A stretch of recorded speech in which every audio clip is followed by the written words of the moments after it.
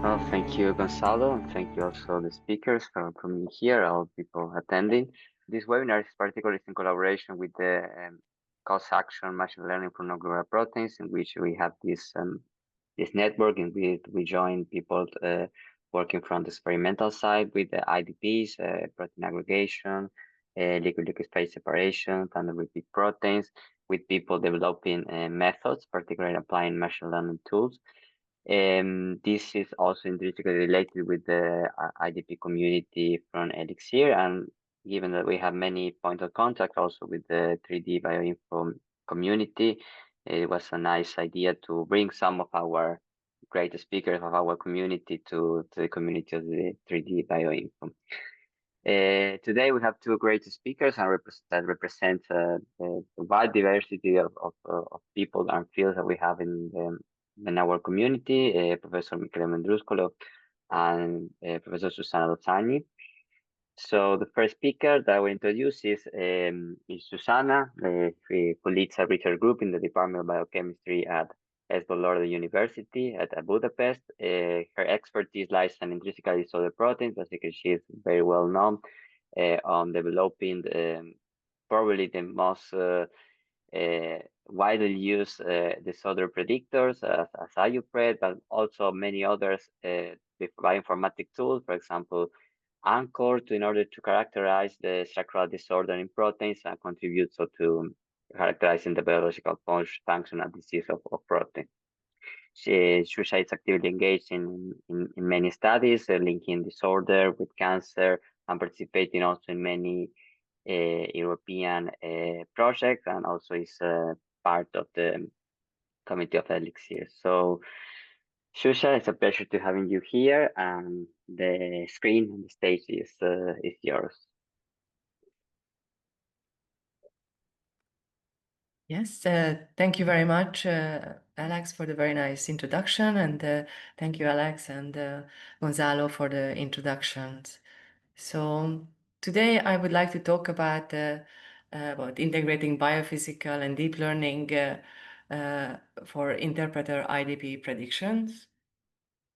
Can you see my slides again? Yes. Yes. Okay, thank you.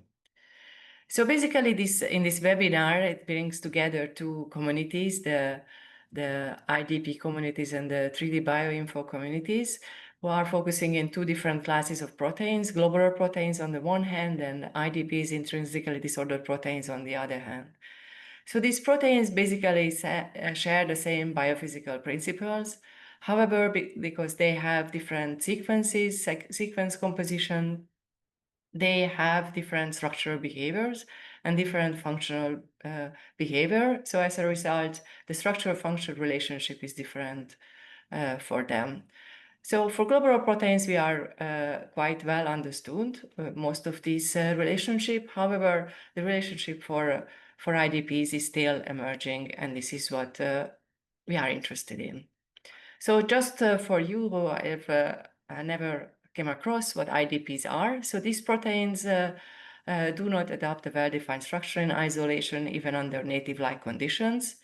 However, they are fairly abundant. Around 30% of residues in the of proteins encoded in the human proteomes are assumed to be disordered. And despite the lack of well-defined structures, these proteins or protein regions play essential roles in regulation and signaling, and are important in many diseases like cancer or neurodegenerative diseases. So due to the highly dynamic properties of IDPs, their experimental characterization can be quite challenging and expensive and time-consuming. So because of this, for example, the DISPRO database that was established to collect experimentally characterized disordered proteins and have been around for decades now, it still only collects a little bit over 1,000 human proteins and a couple of thousand of proteins from various kingdoms. So because of these limitations, bioinformatics approaches always played a very important role in understanding this class of proteins.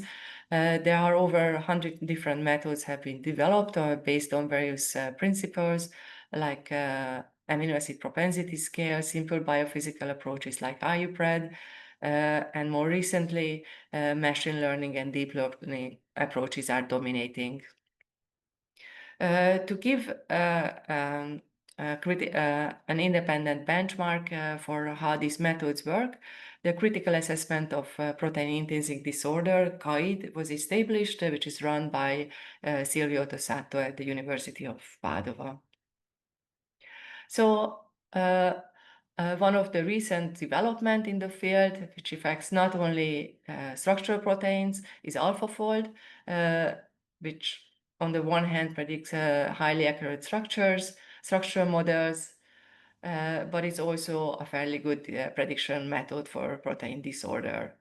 Generally, the common values measurements that are used is the PLDT scores and the relative surface accessibility scores.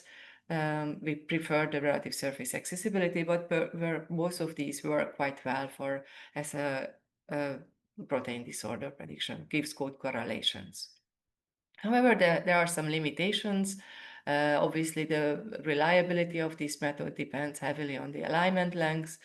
And in the case of disorder regions that undergo a disorder-to-order transition, it's not clear which state is modeled.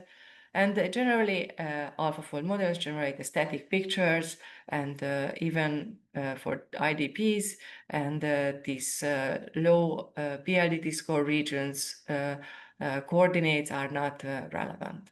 So it has very limited information about the dynamic and ensemble of IDPs.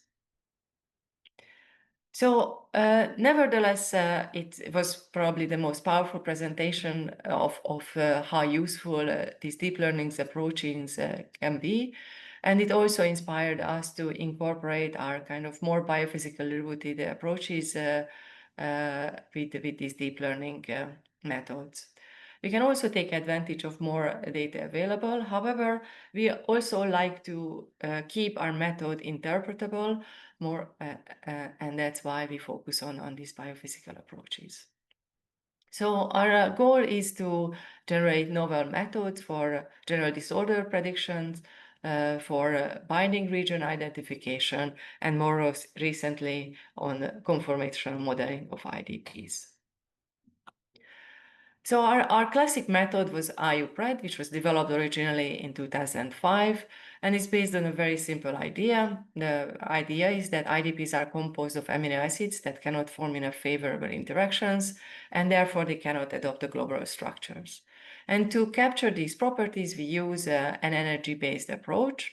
For this, first we create an energy function that can describe the structural energy of proteins, and each assign an energy to each residue which was derived from non-global structures. And then we develop an energy estimation method that can estimate this energy directly from the sequence without relying on the structures. And then we can utilize this energy estimation to predict directly order and disorder from the sequence. So because of this simple approach, which is based entirely on global proteins, this enabled us to develop this quite robust and interpretable method that was quite popular for many decades. So basically, the key step in this method is the energy estimation, for which we use, basically for the sequence, we assume the energy in the most simple form depends on the residue type and the amino acid composition of the sequential neighborhood, and we use the energy predictor matrix to connect these input parameters basically to the energy of the residue. And this, however, with novel approaches, now we can replace this very simple approach with a deep learning method. Actually, we train a transformer architecture to do exactly the same, to take a set of global proteins, calculate the energy using a statistical potential for each residue, and then train the neural network to the transformer to produce a much larger data set because there are many more structures are known. And as a result, this transformer architecture can pick up more complex relationship between the sequence and the energy, and therefore it performs much better. And this shows that here you can see the original correlation at the protein level, which was okay, but now we have a much better correlation, and the separation between the amino acid residues are much better. So at the next step, we convert these estimated energies into a disorder propensity.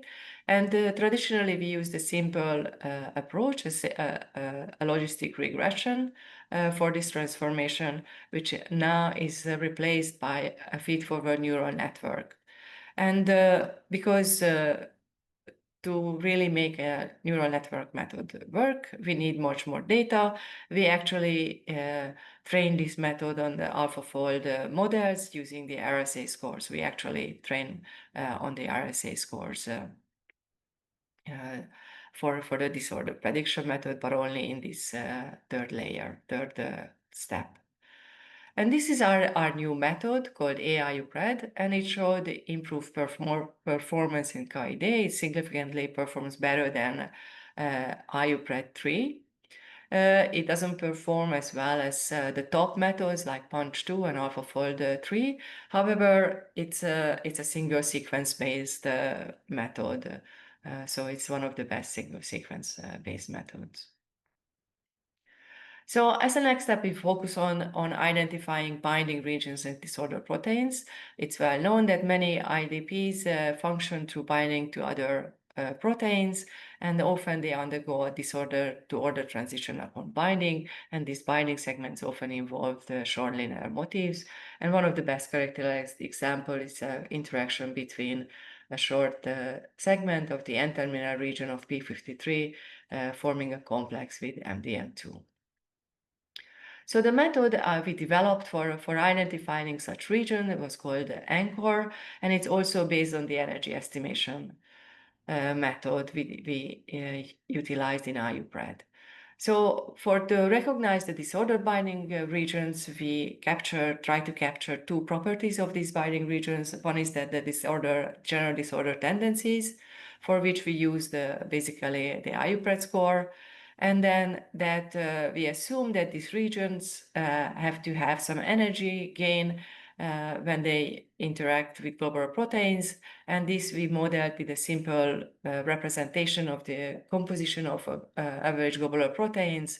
And the assumption was that there is an energy difference between the calculate the estimated energies using a globular sequence environment compared to its own sequence environment. So this method worked okay, but in generally in this area to identify disorder binding regions, the main challenge is that we don't have enough training data. And this limits kind of the development of these methods. However, we noticed that maybe we can circumvent this problem because we noticed that a novel approach, alpha missense, which is a pathogenicity predictor, can be used as a proxy to identify binding regions for IDR. So basically, alpha missense is a deep learning method that was based on top of AlphaFold, and it was refined using population data, not cleaver mutations. And this gives us sort of a more general kind of flavor to identify which regions are likely to be, which residues are likely to be pathogenic, which mutations are likely to be pathogenic. So we noticed when we looked at, we analyzed these scores, how it behaves for IDRs, which is not the main focus of this method, that it often highlights functional regions within IDRs through this island-like behavior. So basically for non-binding regions that is shown here, the alpha missense score is quite high, and it's higher than the alpha missense scores in the flanking regions, and this is what we call the alpha island-like effect. So basically, exploiting this behavior, we use this alpha missense as a training data for our new disorder binding region prediction method. And we also utilized the transformer network used for AIUPRED. So basically, however, for this, we use the energy embedding, so not the last layer of the transformer, but one layer below this. Basically, we use a transfer learning as an input for binding regions predictions and trained a feed-forward neural network to identify the alpha missense training data. Yes. And this is what we call the AI-UPED binding method, which was published this year in the Journal of Molecular Biology. So one question that arises, because the alpha missense only works on human proteins, so our training data originated only from human proteins, does it work for other species? So we showed that it does, and then one example that I'm going to show you to convince you about this is the adenovirus A1R protein, viral protein that is fully disordered, but it has several binding sites that it uses to interact with the host. And the blue line indicates the predicted binding regions here and here and here, and some here and also here. And the AI-RUPED binding recognized this quite well and even predicts additional ones that might be worth exploring further. So this example demonstrates that this method transferable for non-human proteins as well. So it recognizes something general in the binding regions. And this is further supported by the results of the latest guide evaluation of binding regions. There are actually two different categories that was used.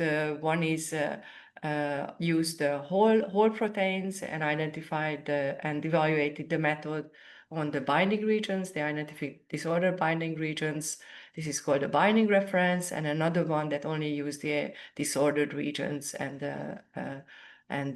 omitted those regions that were not annotated as disorder of binding. AI-UPED binding is in the kind of top 5-6 methods in both cases, but the only method that is shared by both evaluation, which shows that it's performed quite well in these evaluations. So the last problem I would like to talk about is characterizing the conformational ensemble of IDPs, which is one of the kind of hot topics right now in the field. So I already introduced that IDPs exist as dynamic ensembles, and one approach that seems to be able to capture these quite well is based on coarse-grained simulations using specialized force fields, which are fast and can still cover large conformational space. That is characteristic of IDPs. So two recent publications by Alex Holhaus and Kresten Lindorf-Larsen using MPPGG and Calvados force field showed quite exciting results, and were able to reproduce the radius of gyration, the overall dimension of this conformational ensemble quite well. However, we wanted to explore some new approaches. So underneath of IUPRED, there is an energy function that I haven't talked about it.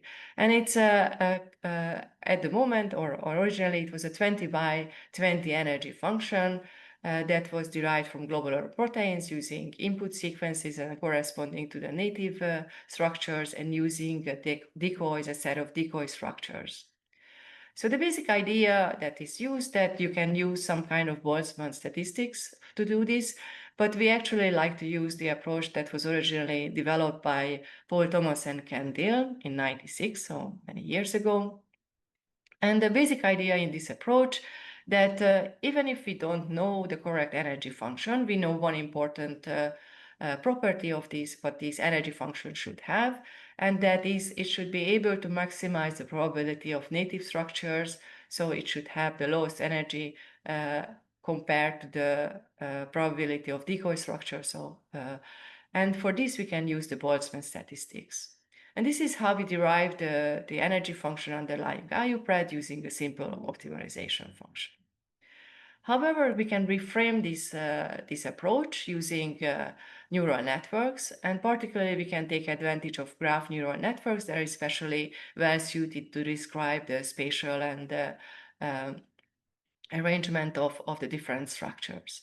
We still use an input sequence and native structures and decoy structures, and use the graph neural networks to learn an energy function that maximizes the kind of the score for the native structure against a set of decoy structures. However, instead of using the Boltzmann statistics as the nature of neural networks, we use the softmax function, which is basically the same, just not using it's just artificial energy units or temperature units. So the advantage of this approach is that once we have the energy and we have a set of conformation, we can assign an energy to each of the conformation and calculate the Boltzmann weighted average radius of gyration. And this will give us the ensemble kind of average of the radius of gyration. So basically, we have a thermodynamic way to approach the radius of gyration of the conformational ensembles. And to test this approach, we trained this force field and assembled an independent data set, which is quite small, contains only 27 proteins, derived from various SOX data, and evaluated our method and compared it to MPPGG and Calvados methods. And actually, we got really good correlation with the experimental measured RG values. So this is quite a promising approach. We are still working on it, but very excited about this. So basically, we could combine the energy-based models we used originally in IUPRED with deep learning approaches, and this resulted in improved prediction methods. And we also used machine learning approaches to derive force field, which can capture ensemble behavior of IDPs. And we hope these methods can help us to understand the structure-function relationship for IDPs better. And finally, I would like to acknowledge especially Gábor Erdős, who implemented all these methods, and also Richard Horniak and Norbert Dalch from my group, who contributed to the second and the third projects, and our fundings, IDP to Biomed, ML4NGP, ELIXIR, and sort of the HPC portal and András Lukács for providing our GPU servers. And thank you for your attention, and I'm happy to take questions. So it's my pleasure to introduce Professor Michele Vendruscolo. He is a professor of biophysics at the University of Cambridge and director of Chemistry of Health Laboratory. He also serves as co-director of the Center for Misfolding Diseases. So his research spans from theoretical and computational approaches to protein folding, misfolding, and aggregation, and the molecular mechanism underlying the neurodegenerative disorders. Over his career, Michele has published hundreds of papers, secured a number of patents, and also contributed to the development of computational tools that integrate experimental data to model transient protein states and aggregation pathways. So thank you, Michele, again for accepting our invitation. The stage on the screen is yours. Well, thank you, Alex, for introducing me, and it's a pleasure to be part of the ELIXIR network. So thank you for giving me the opportunity today. So I'm going to discuss a particular aspect of disordered proteins, which is that of being undruggable, meaning that essentially we don't know how to develop drugs. But this is, I'd like to say, is not an intrinsic property of the disordered proteins themselves. So it's not an objective property, it's a subjective label that we assign to them, mainly to reflect the fact that we don't know, we don't have methods, and we don't have concepts. So I'd like to focus on AI today, because this is providing us opportunities for discovering drugs for disorder proteins. And I'm going to do that using mostly the example of Alzheimer's disease, because this is our main focus here at the Center for Misfolding Diseases in Cambridge. And as you may know, Alzheimer's disease is a hugely complex disorder, and there are, essentially a very large number of pathological processes that are taking place in the disease. And correspondingly, there are dozens of different therapeutic targets that have been identified and pursued through clinical trials. But today I'm going to focus about one particular target, which is protein aggregation. And the reason is because this protein aggregation is a shared feature of essentially all cases of Alzheimer's, and indeed most cases of neurodegenerative diseases more generally. So it's a good bet to assume that protein aggregation is causative, and therefore selecting it as target for drug discovery.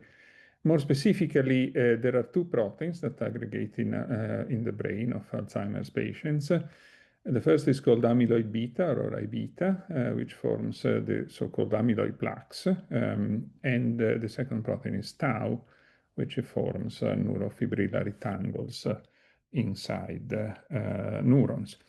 So now there are in total 3 approved drugs for Alzheimer's disease, which are disease modifying, which means they affect they modify the course of the disease.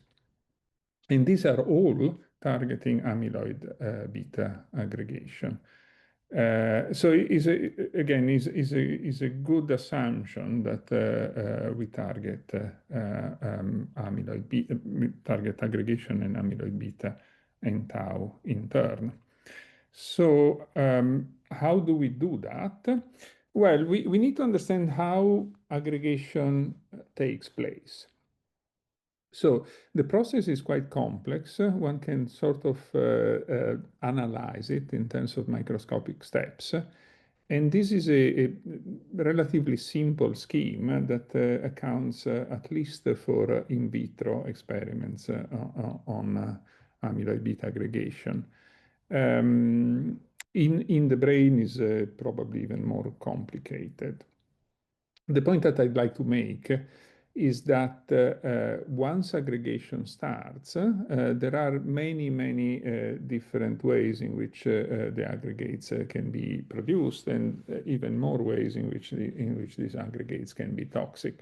So despite the fact that the drugs that have been approved are targeting aggregation, they target the product of the aggregation reaction, these amyloid fibers, which are shown on the bottom right. So this is the end product of the aggregation reaction. And before we get to the amyloid fibrils, there are many pathological processes that have already taken place, mostly through the action of the intermediate aggregates, which are called oligomers, this gold species in the middle of the reaction. So rather than targeting, trying to stop all the pathological processes caused by the aggregates, our approach is focused really on preventing aggregation altogether. So keeping the protein in its native state or its monomeric state. In other words, if you look at the reactants on the left, so the monomeric state, we'd like to keep the protein in that state, therefore preventing the formation of any of the species downstream the aggregation process. So we want to stabilize the native state.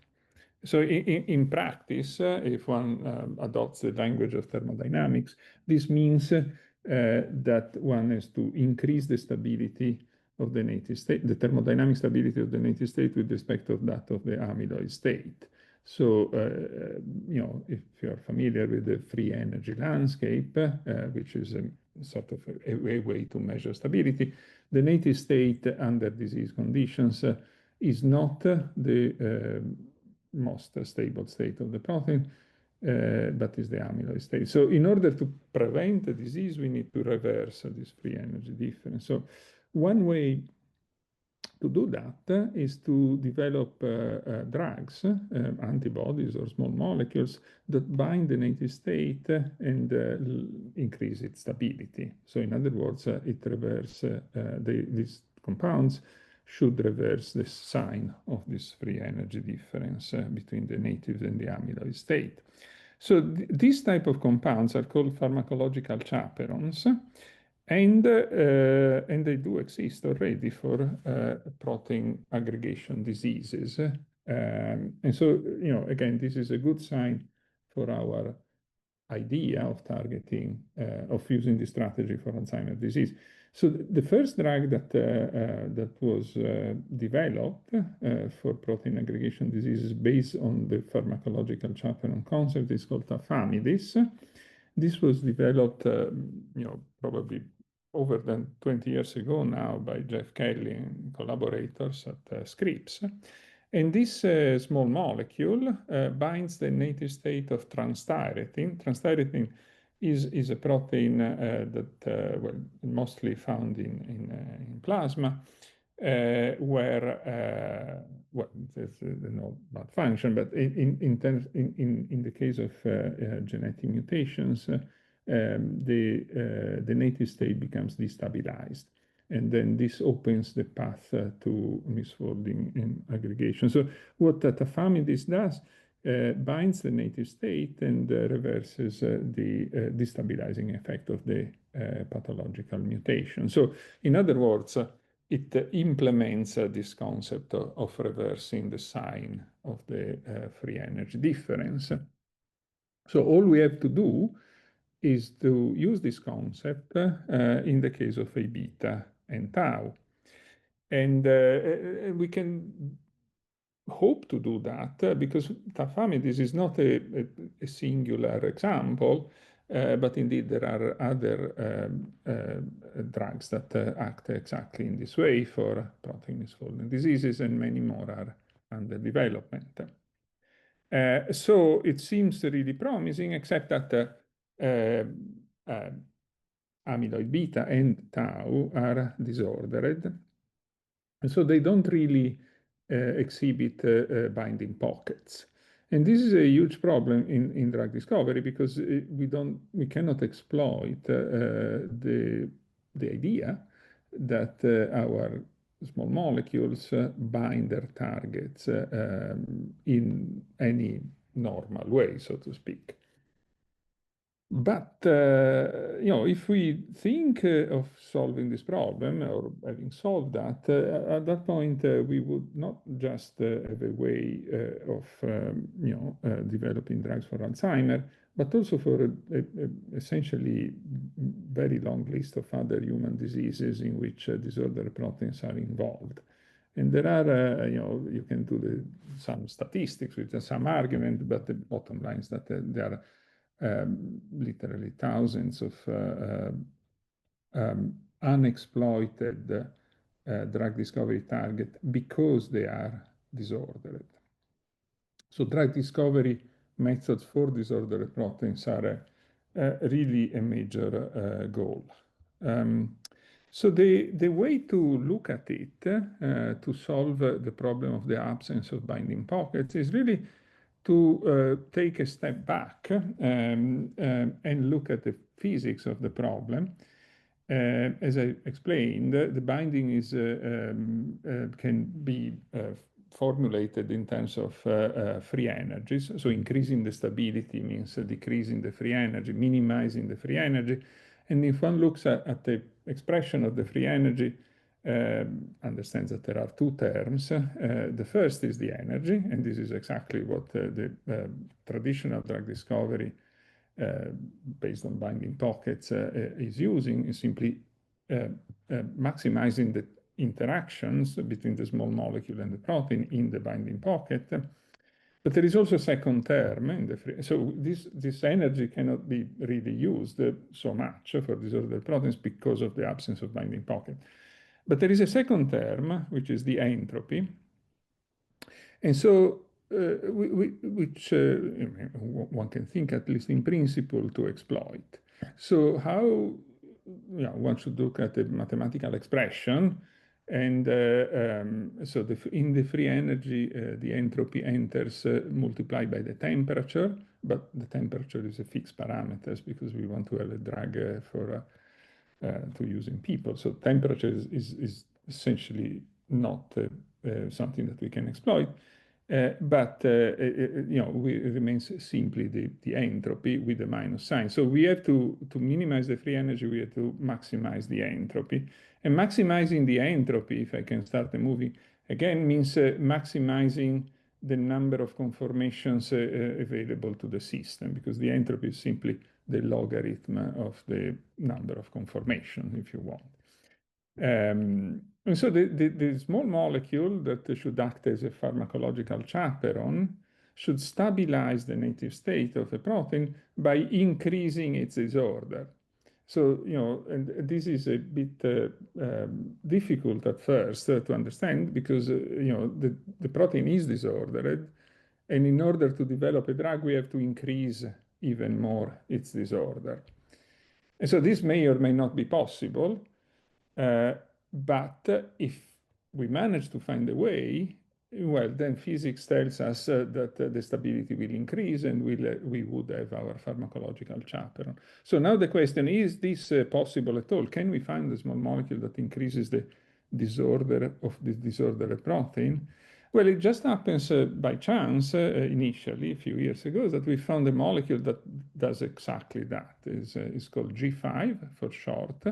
Is this small molecule shown on the left part of this slide. And by using NMR spectroscopy, one can estimate the amount of disorder in the native state of A beta, and in its free form, one can say the fully disordered state is 80% populated. And in the presence of the small molecule, this percentage goes up to almost 100%.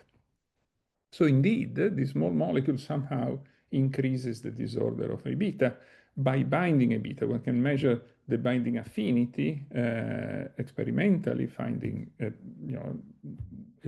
this is in the low micromolar range, so it's a pretty lousy binding affinity, but nevertheless clearly measurable. And one can also measure the effect on the aggregation according to the pharmacological chaperones concept. So one can find a dose dependence decrease in the aggregation rate and in the amount of deposits at the end of the reaction. So G5 is indeed a pharmacological chaperone for A beta.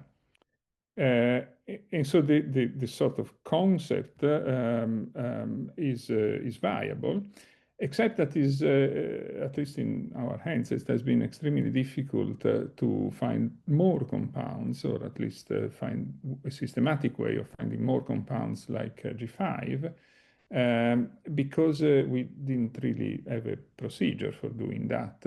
So high throughput screening cannot really be very effective, for at least to our knowledge, for disordered proteins, because we can explore a chemical space of, say, few thousand compounds with great cost and time. But to get out of this impasse, when AlphaFold appeared, we saw an opportunity, because what AlphaFold does is really predicts interatomic distances. It gets to a structure by predicting how the different residues of a protein come together in a statistical sense, and it provides a pairwise distance distribution. So it is not a big stretch of imagination to think of extending this approach to not just to protein intermolecular distances, but intermolecular distance between proteins and small molecules. And indeed, this is also what AlphaFold 3 does already this time. And so, and so we can perhaps use this method, but again, we have a fundamental problem to solve because AlphaFold is being demonstrated to work well on the folded proteins, of course. But if you run it off the shelf, so to speak, on disordered proteins, you get quite awkward results. So here on the left, I showed the structure that you get for TDP43. TDP43 is a protein that has three ordered domains, three beta sheet domains, and long disordered regions. And AlphaFold, of course, does the ordered domains quite well, but the disordered ones are only predicted in outline, so to speak. And in fact, if one back calculates Sachs profiles from the AlphaFold structure, one gets a curve that is not consistent very well with the experiment. But our thinking was that because this protein is disordered, one should not aim at calculating a single structure for the distance distributions predicted by AlphaFold, but one should generate a structural ensemble consistent with this pairwise distance distribution. And if one does that, generates an ensemble of structures for TDP43, which is shown here on the right. And this ensemble, when you back calculate the Sachs profile, is in much better agreement, as it's shown on the bottom left of this slide. So this is, if you can see my cursor, the black curve is the experimental result.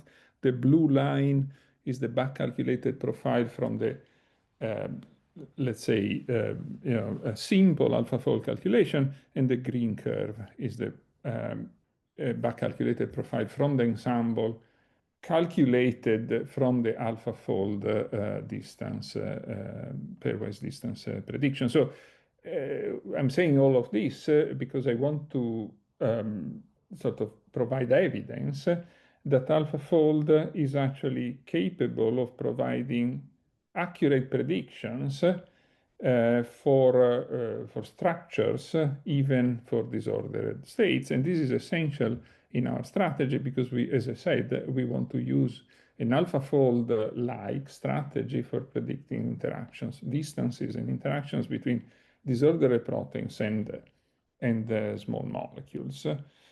So by modifying slightly the architecture of AlphaFold by embedding also the small molecules, we set up a method which is called ligand transformer to predict distances and binding affinities. So this tool is extremely fast, and we can screen, essentially billions of molecules of compounds from large chemical libraries. So when we applied it to A-beta, we can, so in this initial attempt, we use the Zinc20 library, which is probably, I think is 12 million compounds. So we can screen compounds that have a high predicted binding affinity for amyloid beta. We can also select other properties. Here one needs to decide what is interested most, like for example solubility or toxicity. These are properties that are not very well calculated, but one can use as a screen. But the essence is that one can screen large compounds library. And in the case of I-beta, we selected 30 compounds for experimental testing, and the 30 compounds that had the best binding affinity in the predictions and relatively good other properties predicted. So among these 30 compounds, we found 6 that indeed were more potent than the G5, which was our tool reference compound. So they bound amyloid beta as predicted, and they decreased quite significantly its aggregation. And they did that also in an Alzheimer model. So these are on the right, we tested them in human cortical neurons from iPSCs where we can induce the aggregation of A beta, and in the presence of the addition of the compounds significantly decrease the amount of A beta aggregation. So these molecules engage their targets even in complex environments. And so then, because we can bind disorder proteins, we also investigated whether we can extend the concept of pharmacological chaperones, not to stabilize the native state of a protein, but this time to stabilize the condensate state of a protein. Because in some cases, the condensate state is really the most functional state. So this is the case, for example, of an enzyme. It's called ATGL. So this is, catalyzing the degradation of lipids.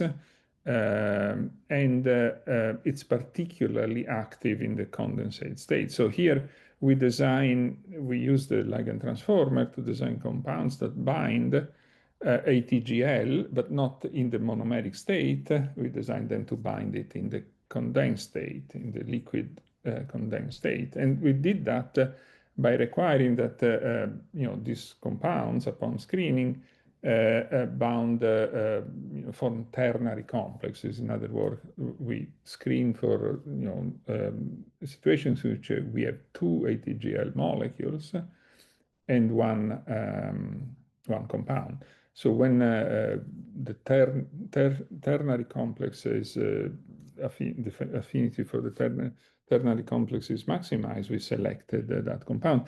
And again, we tested this predicted hits in vitro, in a cell model, and also in a mouse model. And we did find compounds that increase the enzymatic activity of ATGL. And so this method, because it's sequence-based, AI-based, is extremely fast, and one can screen in a matter of hours libraries that initially I said we went for millions, but now we have extended to billions or even trillions of compounds using some tricks. And because it's so fast, we can work on multiple targets in parallel research programs. In particular, if we can collaborate with the groups that have already the experimental setup for testing the compounds. And so really the message that I wanted to offer to you today is that in the case of Alzheimer, there has been essentially hundreds of failures in clinical trials for multiple reasons, but especially because we don't have methods for targeting disorder proteins. And with bringing in concept from physics in terms of using entropy as a driving force for binding, and AI as a practical tool, so to speak, to implement this plan of maximizing the entropy and discovering pharmacological chaperones, we can now we do have a systematic approach for discovering hits. Now, of course, the drug discovery process is much more complex than finding the initial hits, but at least in this case, I think identifying compounds for high binding affinity for a given target is a particular problem that AI can solve. And perhaps there are other problems down the road, down the pipeline in drug discovery that can also be solved. That's an open question. It really depends on how much data is available. We can discuss about that. But certainly the hit discovery part can, I think, even for disorder proteins, can effectively be addressed by AI. And with this, I'd like to thank you for listening, and also all the collaborators that I had the fortune to work with, in the last 20 years or so on this project. Thank you very much, Michele, for your nice presentation. Do you have any question from the public? Just somewhat curiosity, Michele, how, let's say, the initial structure that you use for AlphaFold meta inference basically affect or restricts the ensemble prediction? In the sense you can observe, for example, secondary structure transitions or not really? So the way we generate the ensemble is independent from the initial conformation, if that is the question. So essentially, we run a molecular dynamics simulation in a certain way by using the AlphaFold. Essentially, we take the AlphaFold predicted interrising distances as structural restraints. I mean, this, is not exactly the same experiment, but if you think about measuring interproton distances by NMR, you have interatomic distances, and you can use these interatomic distances to restrain molecular dynamic simulations. Well, now, if you replace this experimental determination of interatomic distances with the computational AI-based prediction of interatomic distances, you can still run the same type of molecular dynamic simulation, in which is what we did. And because if you run carefully the molecular dynamic simulations, the results do not depend on the initial conformation. Yeah. Got it. Thank you very much. Any other question from the public? Yes, Shusha, please. Thank you. There is another question as well from the chat. But so my question would be is that using the ligand transformer, can you discriminate the entropically and the enthalpically binding ligands? That's a very good question, and the answer is no. At least I don't see a way of doing it.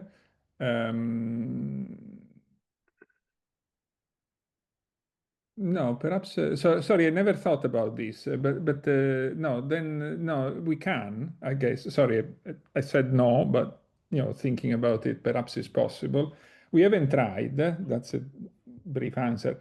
But because we are predicting pairwise distance distributions, so for every atom of the small molecule and from every residue of the protein, so for this pair, we have a distance distribution. So if there is enthalpically driven binding, we would expect the distance distribution to be narrow. And if it is entropic, we would expect it to be large. Now, that's my guess, thinking on the spot. But thank you for suggesting. That's a very interesting point. We can check it and indeed also validate it experimentally, because in some cases one can measure experimentally the entropic and the enthalpic contribution. So that may be a good way to try at least. Thanks. Thank you. Okay, there was another question from Ernesto, but I think he said that the question was answered. Okay. Because he asked, but once you do the screening, how do you check which ones increase the entropy of the native basin?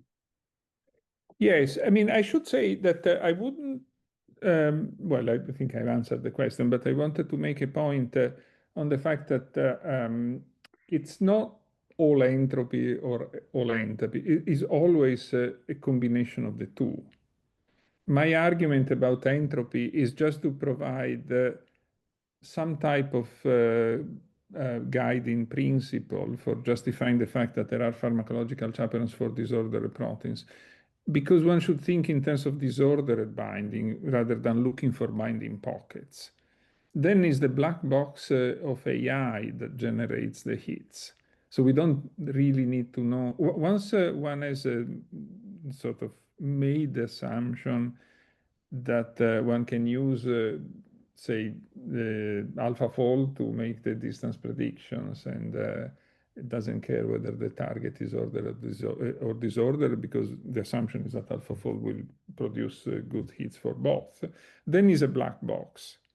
So this may not be truly satisfactory for most people, but there is a physical insight in terms of disordered binding, and there is a practical tool in terms of AI, if that makes sense. This is why I wouldn't try and sort of look in more detail about how much is entropy and how much is energy. Because even the SAR, the structural activity relationship, can be done by AI. So in some sense, one has to replace what the medicinal chemist traditionally does in terms of understanding the rules for drug discovery.